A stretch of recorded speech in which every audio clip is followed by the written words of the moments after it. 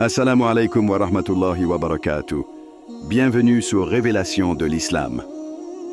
Dans cette vidéo, nous allons ensemble explorer des enseignements précieux de l'Islam qui, Inch'Allah, renforceront votre foi et apporteront de la lumière dans votre vie.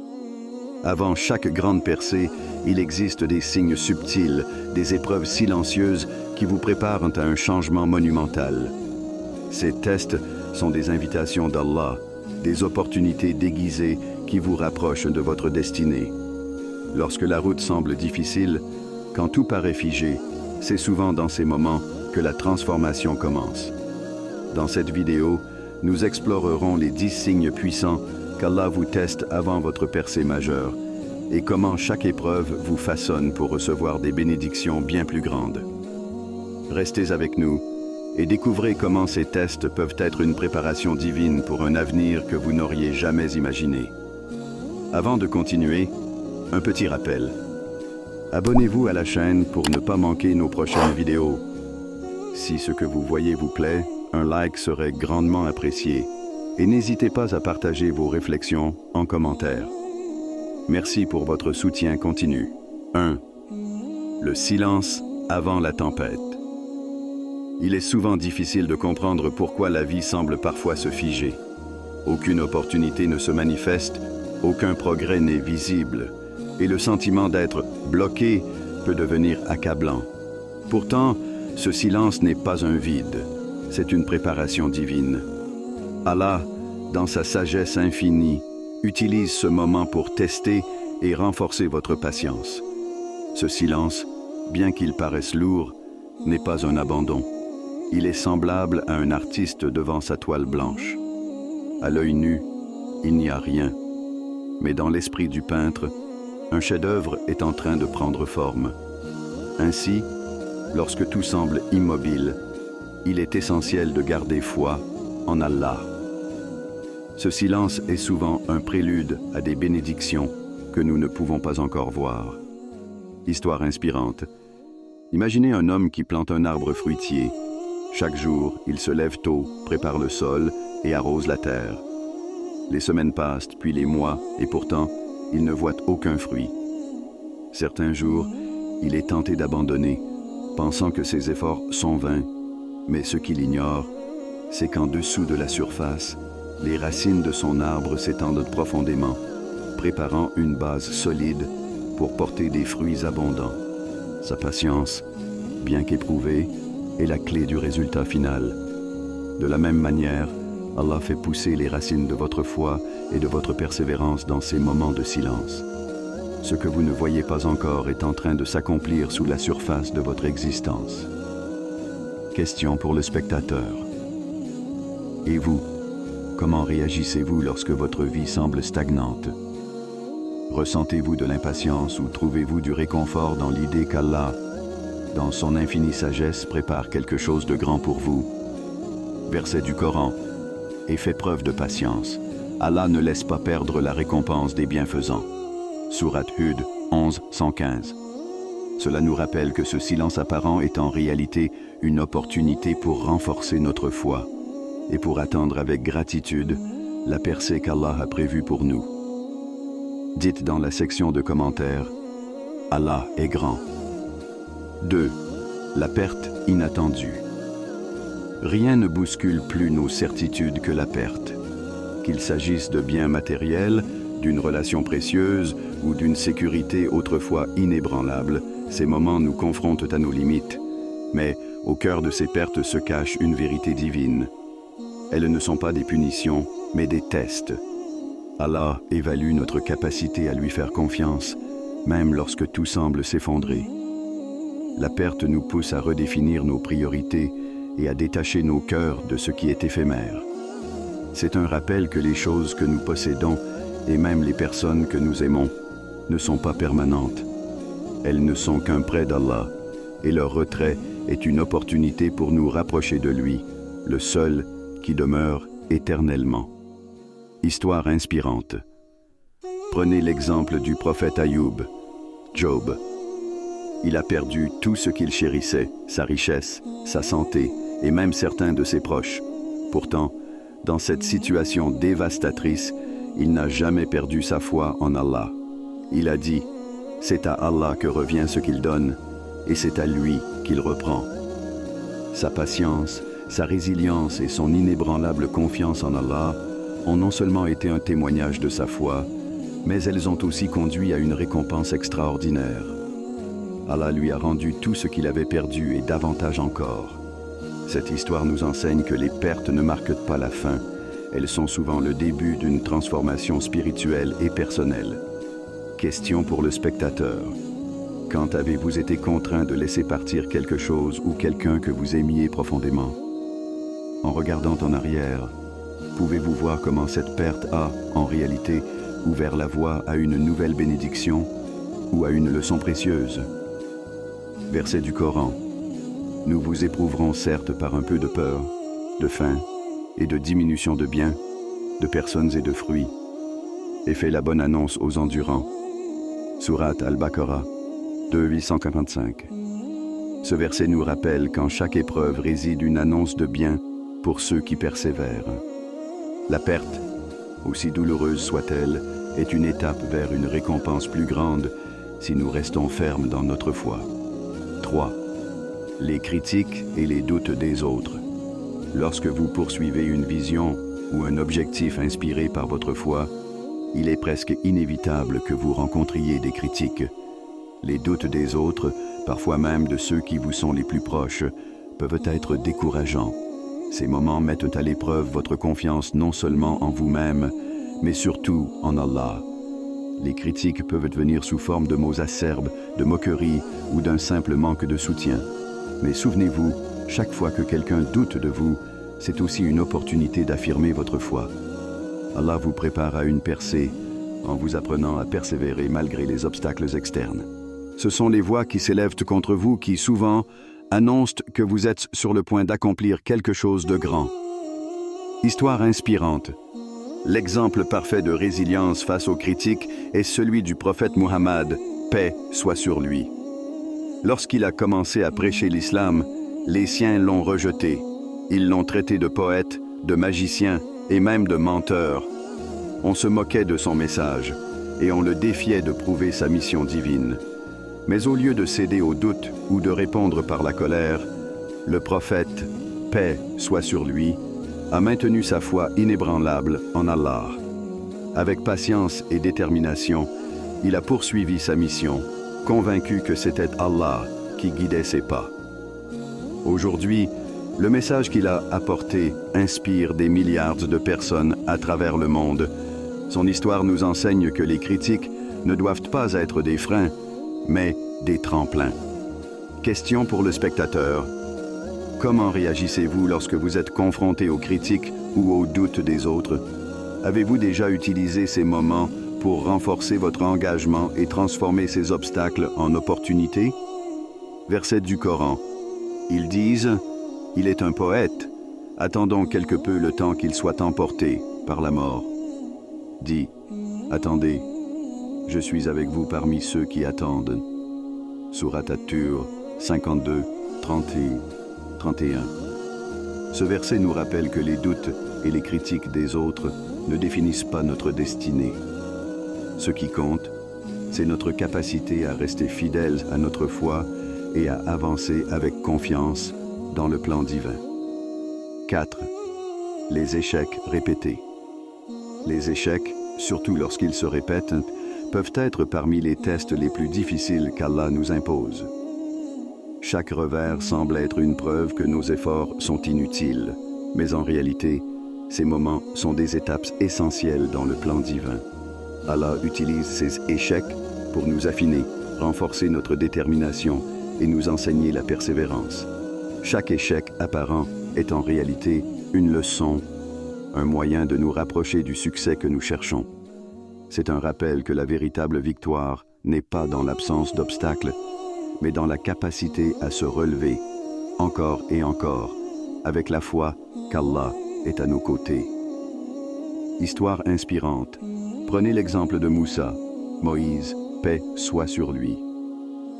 Allah lui a confié une mission monumentale, demander à Pharaon, l'un des dirigeants les plus puissants et les plus tyranniques de l'histoire, de libérer les enfants d'Israël.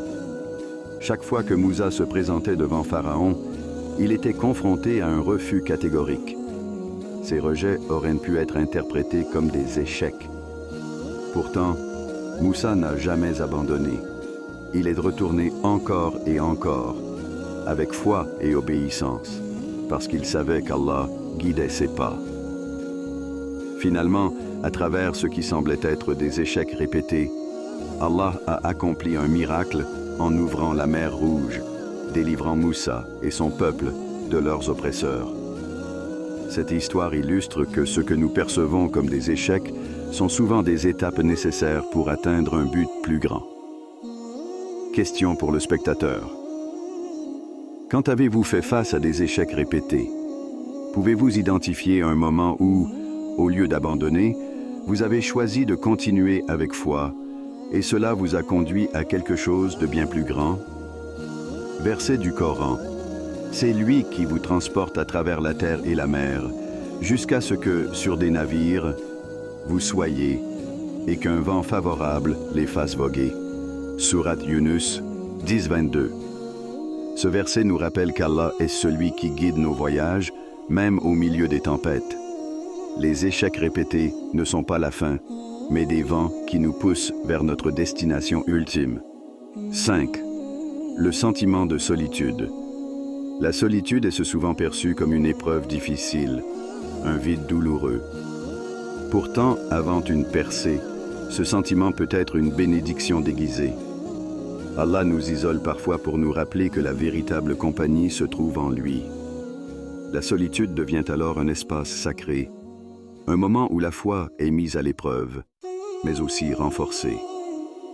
Se retrouver seul peut nous pousser à réfléchir, à nous recentrer et à nous éloigner des distractions mondaines.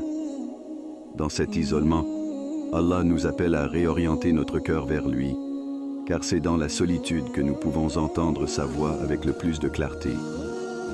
Histoire inspirante. Le prophète Ibrahim, paix soit sur lui, a vécu une solitude qui aurait pu briser n'importe qui. Lorsqu'il a rejeté les idoles et défié son peuple, il s'est retrouvé isolé, rejeté par sa communauté et même par son propre père. Mais dans cette solitude, Ibrahim a découvert une vérité profonde. Allah est suffisant. Ce rejet par les hommes l'a rapproché de son Créateur. Il a accompli des actes de foi extraordinaires, comme lorsqu'il a été prêt à sacrifier son propre fils sur l'ordre d'Allah. Chaque acte d'isolement était une étape vers une connexion plus profonde avec son Seigneur. Question pour le spectateur. Quand vous vous sentez seul, comment utilisez-vous ce moment? Transformez-vous cette solitude en une opportunité pour vous rapprocher d'Allah, ou la laissez-vous devenir un fardeau sur votre cœur? Verset du Coran. Et lorsqu'Abraham fut éprouvé par son Seigneur par certains commandements et qu'il les accomplit. Sourate Al-Baqarah 2:124. Ce verset nous rappelle que les épreuves de la solitude, lorsqu'elles sont affrontées avec foi, sont une préparation pour accomplir de grandes choses. La solitude n'est pas un vide, mais un pont vers Allah, un moment où il façonne nos âmes pour des missions plus grandes. Avant de continuer, un petit rappel. Abonnez-vous à la chaîne pour ne pas manquer nos prochaines vidéos. Si ce que vous voyez vous plaît, un like serait grandement apprécié et n'hésitez pas à partager vos réflexions en commentaire. Merci pour votre soutien continu. 6. Les tentations. Juste avant une percée, les tentations se multiplient. Elles surgissent comme des épreuves subtiles ou évidentes, testant votre capacité à rester fidèle à votre foi et à vos principes. Ces moments sont des carrefours. Céder aux désirs éphémères ou choisir la voie de la piété et de la droiture. Allah utilise ces défis pour affiner votre caractère et élever votre âme. Chaque tentation surmontée devient un témoignage de votre foi. C'est dans ces instants critiques que se mesure votre détermination à rester sur le chemin droit, même lorsque tout autour de vous semble conspirer pour vous en détourner. Histoire inspirante. Le prophète Youssouf, Joseph, paix soit sur lui, incarne cette lutte contre les tentations. Vendu comme esclave en Égypte, il se trouva dans une position vulnérable lorsqu'il fut confronté à l'avance de la femme de son maître. Elle était puissante et influente, et Sédé aurait pu lui offrir un confort temporaire. Pourtant, Youssouf choisit la piété et la crainte d'Allah. Il préféra la prison à un péché qui aurait terni son lien avec son Créateur. Cette décision courageuse devint un tournant dans sa vie. Non seulement Allah le protégea, mais il l'éleva au rang de conseiller et de dirigeant, lui accordant sagesse et respect. Question pour le spectateur. Quels sont les moments dans votre vie où les tentations semblent les plus fortes? Pouvez-vous discerner ces épreuves et choisir ce qui vous rapproche d'Allah plutôt que ce qui satisfait un désir temporaire? Verset du Coran. Et quand il atteignit sa maturité, nous lui accordâmes sagesse et savoir. C'est ainsi que nous récompensons les bienfaisants. Sourate Youssouf 12-22. Ce verset nous rappelle que chaque tentation surmontée est une opportunité pour Allah de vous accorder une sagesse plus profonde et une élévation spirituelle. Lorsque vous faites face à des épreuves de ce genre, souvenez-vous que votre endurance est vue et récompensée par le Tout-Puissant. 7. Le rejet des proches. Parfois, avant de vivre une percée importante, nous devons faire face à un rejet douloureux de ceux que nous aimons. Cela peut être un rejet physique, émotionnel ou même spirituel. Ceux qui nous entourent, nos proches, peuvent ne pas comprendre notre chemin, nos choix ou notre foi. Cette épreuve n'est pas simplement un malheur, mais un moyen pour Allah de purifier nos intentions et de renforcer notre lien avec lui. Le rejet, bien qu'il soit une douleur profonde, est souvent un test pour vérifier si nous recherchons l'agrément d'Allah avant tout. Si nos proches nous rejettent à cause de notre foi, notre engagement devient plus pur, détaché des attentes mondaines. C'est dans ce moment de solitude que l'on apprend à se fier uniquement à la guidance divine. Histoire inspirante. Le prophète Noé, paix soit sur lui, a été confronté à un des rejets les plus poignants de l'histoire. Alors qu'il prêchait l'adoration d'Allah et appelait son peuple à la repentance, son propre fils rejeta son message. Noé, qui avait mis tout son cœur à sauver son peuple, se retrouva face à l'indifférence et au rejet de son fils. Mais malgré ce rejet familial, Noé resta ferme et fidèle à sa mission. Son amour pour Allah surpassait son désir de sauver son propre enfant. Cette épreuve de rejet était en réalité une purification de son cœur et un renforcement de sa foi. Il apprit à se détacher des attaches mondaines pour s'en remettre complètement à la volonté d'Allah. Question pour le spectateur. Avez-vous déjà ressenti l'éloignement de proches à cause de vos convictions, de votre foi ou de vos valeurs? Comment avez-vous réagi face à ce rejet? Verset du Coran. Et Noé appela son fils qui restait en un lieu écarté. Sourate Hud 11-42. Ce verset nous rappelle que même lorsqu'on est rejeté par ceux qui nous sont les plus chers, Allah est celui qui contrôle les cœurs et qui récompense ceux qui restent fermes dans leur foi. Le rejet, bien qu'il soit difficile, est parfois une occasion pour affiner notre relation avec notre Créateur. 8. La confusion et le doute intérieur. Les moments de confusion et de doute font souvent partie intégrante de notre voyage spirituel. Parfois, tout semble flou, les réponses tardent à venir et l'incertitude nous envahit. Dans ces moments, Allah nous teste, non seulement pour évaluer notre patience, mais aussi pour voir si nous sommes prêts à lui faire totalement confiance, même lorsque tout autour de nous semble s'effondrer. La foi, dans l'incertitude, devient un acte de soumission pure à la volonté divine. C'est lorsque nous nous sentons perdus et incertains que notre foi est mise à l'épreuve. Ces moments ne sont pas des faiblesses, mais des opportunités de renforcer notre relation avec Allah, de reconnaître que notre compréhension est limitée et que seul lui détient la vérité ultime. Histoire inspirante. Le prophète Jonas, Yunus, paix soit sur lui, a traversé une période de profond doute et confusion lorsqu'il a été englouti par la baleine. Après avoir quitté son peuple par frustration, il s'est retrouvé dans l'obscurité du ventre de la baleine, seul, sans savoir s'il y aurait une issue. En cet instant de confusion, Jonas a eu un moment de lucidité spirituelle et s'est tourné vers Allah avec sincérité, implorant son pardon et sa miséricorde. Cette invocation pleine de foi a été la clé de son salut. Allah, dans sa miséricorde infinie, l'a délivré et son retour à son peuple marqua un grand triomphe. Question pour le spectateur. Comment réagissez-vous lorsque les doutes vous envahissent? Pouvez-vous percevoir ces moments d'incertitude comme une invitation à vous rapprocher davantage d'Allah et à renforcer votre foi? Verset du Coran: Il n'y a de divinité que toi. Gloire à toi. J'ai été du nombre des injustes. Surat Al-Anbiya 21-87. Ce verset nous rappelle que même dans les moments les plus sombres, lorsque le doute semble nous engloutir, retourner vers Allah avec humilité et sincérité est le chemin vers la lumière et la délivrance. 9. Les délais prolongés. Il arrive souvent que la réponse d'Allah à nos prières tarde à venir. Cela peut être déstabilisant, surtout lorsque nous avons mis tout notre cœur et notre espoir dans une demande particulière. Allah, dans sa sagesse infinie, peut choisir de retarder une percée pour tester notre persévérance, notre foi et notre capacité à lui faire confiance, même lorsque la réponse tarde. La patience, dans ces moments, devient un acte de soumission totale à la volonté divine. Parfois, la réponse que nous attendons n'est pas retardée par négligence, mais parce qu'Allah connaît mieux que nous le moment parfait pour qu'elle se manifeste. Ce délai n'est pas une punition, mais une opportunité de grandir dans la foi et de renforcer notre relation avec lui.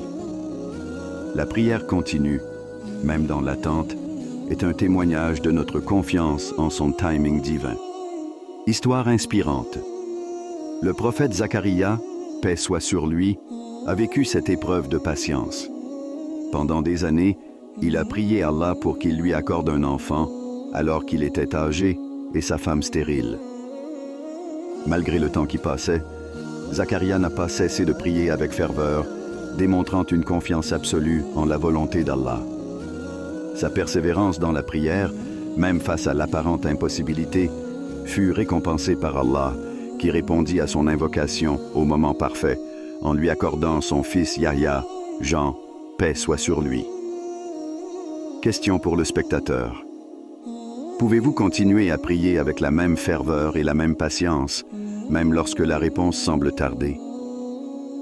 Comment percevez-vous le délai dans vos propres prières? Verset du Coran. Mon Seigneur, ne me laisse pas seul, alors que tu es le meilleur des héritiers. Surat Al-Anbiya 21-89. Ce verset nous rappelle qu'Allah est celui qui détient le contrôle total et que même lorsque nous nous sentons seuls dans nos épreuves, il est toujours présent, prêt à répondre à nos prières au moment qu'il juge le meilleur pour nous. La patience dans l'attente d'Allah devient une forme d'adoration et un moyen d'approfondir notre foi en sa sagesse infinie. 10. La transformation finale. Avant de vivre une percée majeure, Allah nous prépare souvent de manière silencieuse et profonde, en transformant nos faiblesses en force. Cette transformation est essentielle car elle nous prépare à gérer les bénédictions et les responsabilités qui viendront avec la percée. Nos faiblesses, qu'elles soient physiques, émotionnelles ou spirituelles, ne sont pas un obstacle à la grandeur, mais une opportunité pour Allah de façonner notre caractère et d'affiner notre foi. C'est dans les moments de faiblesse que nous découvrons la force de notre foi. En nous confrontant à nos limitations, Allah nous pousse à lui faire totalement confiance, à reconnaître que c'est lui qui nous élève et nous permet d'accomplir ce que nous n'aurions jamais cru possible. Cette transformation intérieure est un processus graduel qui nous prépare à porter des bénédictions et à jouer un rôle important dans le grand plan d'Allah. Histoire inspirante. Le prophète Mohammed, paix soit sur lui, a vécu cette transformation avec une foi et une résilience exceptionnelles. Né orphelin, il a traversé une enfance difficile, marquée par la perte de ses parents et la pauvreté. Pourtant, Allah l'a façonné à travers ses épreuves, le préparant à devenir non seulement un leader spirituel, mais aussi un exemple vivant de patience, de compassion et de dévouement à la volonté divine. Sa vie témoigne de la manière dont Allah transforme les cœurs et les âmes, les préparant à accomplir sa mission, même dans les moments de faiblesse apparente. Question pour le spectateur. Quels aspects de votre vie peut être considérés comme des faiblesses ou des épreuves voyez-vous se transformer aujourd'hui?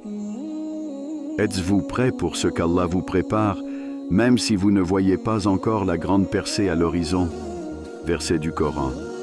Et nous voulions favoriser ceux qui avaient été faibles sur terre, et en faire des dirigeants, et en faire les héritiers. Surat Al-Qasas 28:5. Ce verset illustre comment Allah, dans sa sagesse infinie, utilise même nos moments de faiblesse pour nous préparer à de grandes responsabilités.